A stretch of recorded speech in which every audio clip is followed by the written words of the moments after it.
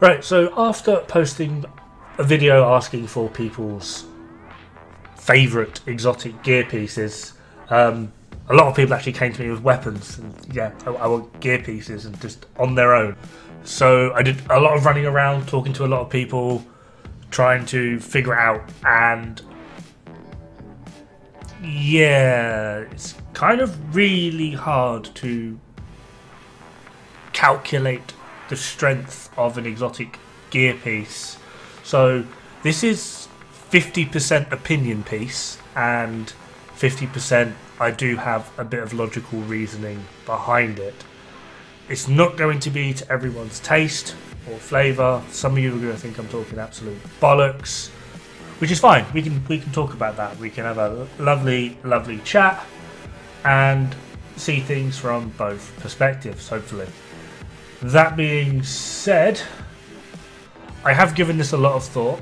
There are some things I wanted to put on this list regardless. Some have actually just been removed completely because people proved me wrong. And there are some where I've been like, nope, this is on the list, don't friggin' care. So let's get started. Now, in at number 5, we have the Acosta Go-Bag, and I can hear some of you already going, oh, but BTSU loves. You're playing solo. You're still getting your overcharge. You're getting your skill damage, your skill haste, skill repair, status effects, more ammo, an extra armor kit, a free grenade every minute, which will also overcharge you. In solo, unless you are particularly running a hive, but most solo skill builds are drone and turret, so I get that there's a niche here, but for most solo skill builds, Acosta's Go-Bag will fit into it. It is absolutely not best in slot, simply because you can get more consistent damage out of running the named Hanayu backpack.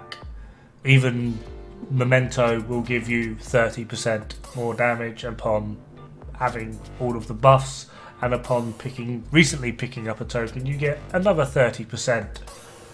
So, as a term of consistent damage, there are other better options. However, Acosta's Go-Bag is definitely up there with being that damn powerful, because it literally gives you every yellow roll that there is, which if that's not powerful, then I don't know what is.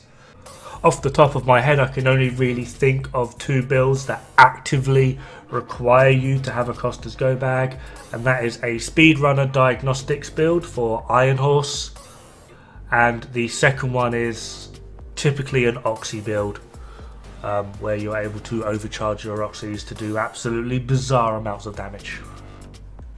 Number 4 is twofold. We have Vial or Waveform. I'm aware this is going to be top 5 and there's 6 in here. Sorry, I can count, I promise. What this is referring to is this sort of wave clear. For me personally, Vial is better at this, although I'm about to show a very bad example.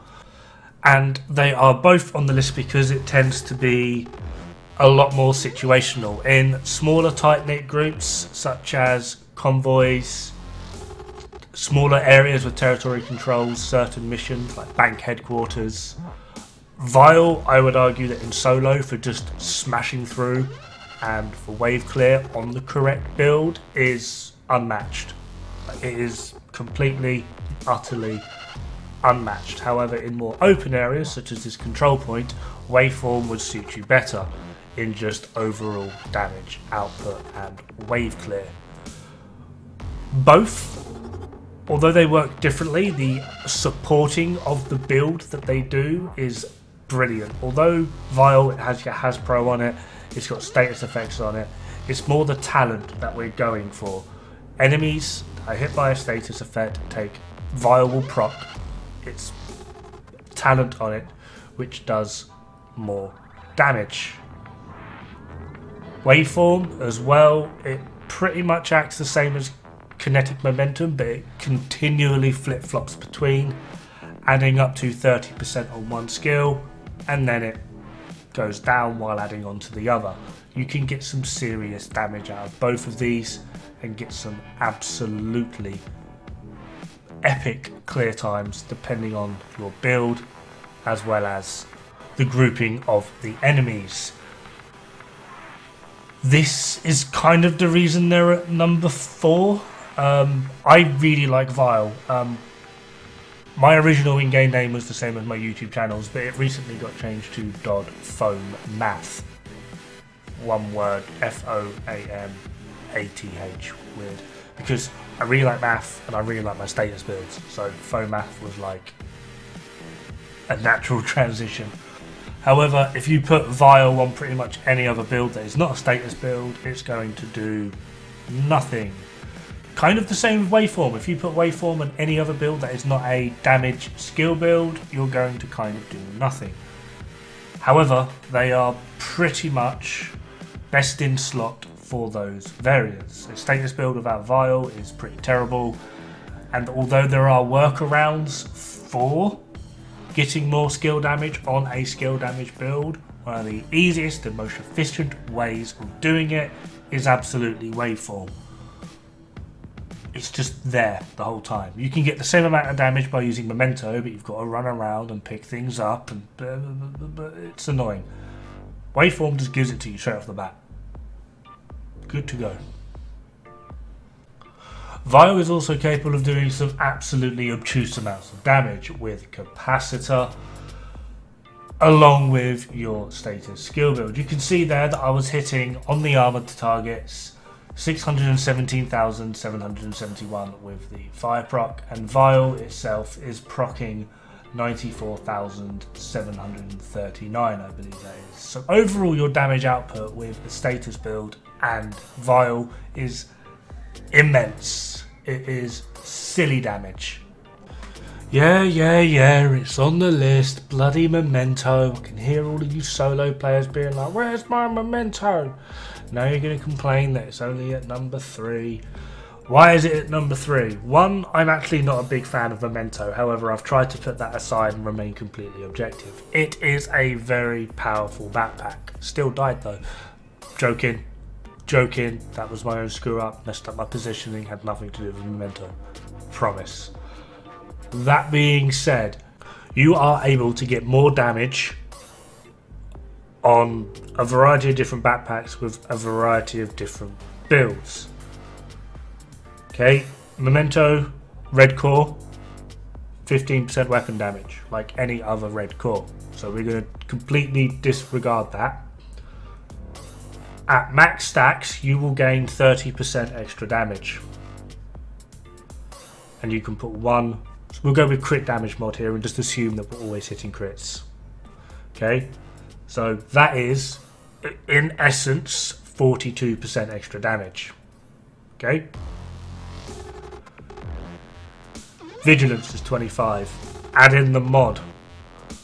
That puts us to 37. But we also get an extra roll on it for more crit damage. That puts us to 49%. That's a pretty decent amount more damage, 7%. So, yeah. No, you're not as tanky. Yes, you're missing that skill tier. The armor bonuses are great, and upon recently picking up a Memento token thing, yes, for those 10 seconds you will have more damage, but that's a lot of moving around and ensuring that you pick up those tokens pretty much every 10 seconds. Although this can be done, it's not the easiest thing in the world to maintain or keep on top of. Is Memento great in solo play? Yes, and this is kind of just turned into me just sort of ranting about Memento players. It's a very good backpack.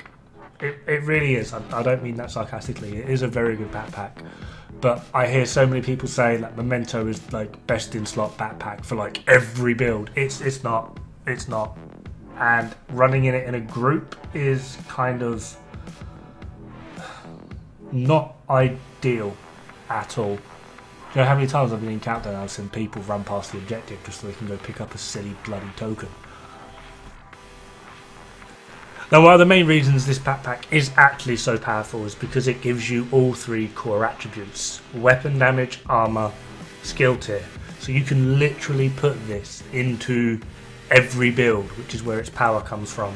You can get armor regen on an armor build, or you get armor regen on all builds and all weapon damage and skill efficiency. You literally get everything, but it will just excel any and all builds that you put on them. It is a very good backpack. You can typically get more via talents and well, the rolls as well, mainly on other backpacks. But for solo play, it's really hard to argue with, other than the fact that I just don't like it, which sounds really childish, but yeah. I also find it a bit more of a safety net rather than excelling at any particular one thing. But that's just me. People play how they want to play. Trying to remain objective here. In at number 2, we have Coyotes Mask. Yeah, this is like tied for the most powerful mask in the game. The other mask, weirdly, I can see it now. Helvin, I swear to God, if you put chill out mask in my chat, I'm gonna stab you. I'm gonna actually stab you. Really am. My clan bullies me, by the way. Okay, I need you guys for help. I need like hashtag save the Dod or something. Yeah, the 2 most powerful masks is 1, Coyotes, just because of the amount of crit damage it actually gives. The buffs and team buffs it applies are just brilliant. The other mask, simply because of the amount of multiplicative damage it gets and the way it works and the enemies it's geared towards, is Hollow Man. How's that for a shocker? But no, Helvin's going to put chill out mask in my fucking chat. I know it. I can smell it already. Anyway, Coyotes Mask is, like I said, pretty much the most powerful mask in the game. There are other workarounds you can do to get to that power, which we'll get into on number 1. For those that know me, I can already see Doc, because when I asked him about what his top 5 exotics are, he literally put, for slots 1, 2, 3, 4 and 5, he put the same exotic, which I was tempted to do a video on, but we'll get to that. Coyotes Mask, the amount of power this gets, typically, simply because 99% of the time, if you're running solo, you will generally be running some form of a DPS build. Not much really competes with just outright damage for all weapons against Coyotes Mask. You can get more crit, you can get more crit damage, you can get both depending on your range. It is just outright silly. In short, Coyotes allows for some seriously extra damage. It can also help provide team buffs, but we're about solo for now. So, in short, it is, in terms of crit, the most objective mask to use for overall DPS. It's absolutely silly. You can fit it into a variety of different builds, buff builds, skill builds. I've seen some weird stuff. It is mostly, I would argue, absolutely for DPS builds, but you can fit it into a variety of different things. I did at one point have a skill build that used Coyotes as well, because Capacitor has some weird numbers on it, and Coyotes just allows for those weird numbers to be even weirder. But yeah, it's just a very, very powerful mask, and I would say that it's absolutely deserves to be on this list. The only debate would be, where do you actually put it? Right, in at number 1 we have the ever-loved Dogecity Holster. This masterful masterpiece of mastery, check that out for some amazing alliteration, will literally fit into any build. It will go on a skill build as long as you're running Technician to skill tier 6. In case of a Rusher, it will go onto a tank build. Again, in case of you just needing to just slap something. Now, annoyingly, the showcase I am portraying is going to be more of a, hey, look at me being absolutely terrible at headhunting. But I am using Dogecity Holster. You can see it charging up on my UI. It will do some seriously mental damage. Ever wanted to know how speedrunners hit hundreds of millions and sometimes a billion damage? Dogecity Holster. Ever want to know how people just one shot and clear entire rooms? Dogecity Holster. Ever wondered how people can just instantly break the chungas and chew them into tiny little pieces? Dogecity Holster. Have you ever seen someone in the raid cancel the wipe on boss 2? Dogecity Holster. Like, there is just so much you are able to do with this damn thing. It slots into pretty much any DPS build absolutely beautifully, giving 10% handling and 10% headshot. You take a little bit of a hit to your crit chance or your crit damage depending on how you are built, but the overall effect is an absolutely perfect shut up button, which I think is absolutely beautiful. Pair it with a decent-ish pistol. I would suggest Regulus, D50 and Orbit, in that order. Being Regulus is just epic for clearing a room. D50 is pretty much the hardest hitting non-exotic pistol in the game. And Dogecity Holster with Orbit is an absolutely beautiful way to constantly keep up perfect finisher. How is that for an innuendo? Keep up and perfect finisher. Yeah, we're all adults here. Now, as much as I have basically said that this is an opinion piece, mostly with a little bit of forethought and thinking gone into it, I will allow, yeah, I'm going there, I will allow you to debate the other four. However, Dogecity is absolutely number one. I won't have it. I will hear nothing of it. Or I'll set Doc on you, because Doc was the sort of like, all five should just be Dogecity Holster. It's just that damn good. And I kind of agree. It's beautiful. It's an absolutely masterful piece of equipment. Pretty much every DPS build, quote unquote, has Dogecity on it. It's marvelous. I love it. And then just pairing it with things like Regulus or a Headhunter build, putting on a DPS build, sitting there with a skill build and being like, oh, I've got a rusher and my turret's being a ball bag and not switching target. No dramas. Just swap to my pistol and say goodnight. Like, it's beautiful. It's beautiful. Just wanna hold it. For me, Dogecity makes this game. I love it. It's amazing. Now again, as stated, this is mostly an opinion piece. So I've tried to remain mostly objective, other than Memento. I just can't. But it's on the list. It made the list. I can't deny how useful it is in solo builds, hybrid builds, etc., etc. Just please don't think it's best in slot. And I absolutely am interested in your guys' opinion as well. I'm always up for a good conversation, just to see where things go, how life takes us. And I died again. Oh my god, I'm terrible. I should edit that out and be like, oh my god, this build's amazing. Everybody needs this build. I'm joking.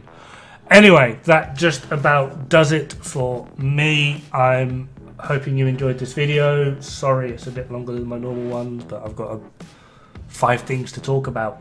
Coming up pretty soon will be my top 5 exotics for group play. That will definitely get more of you to friggin' hate me. But in the meantime, have fun, good luck, don't die. It's bad for the health.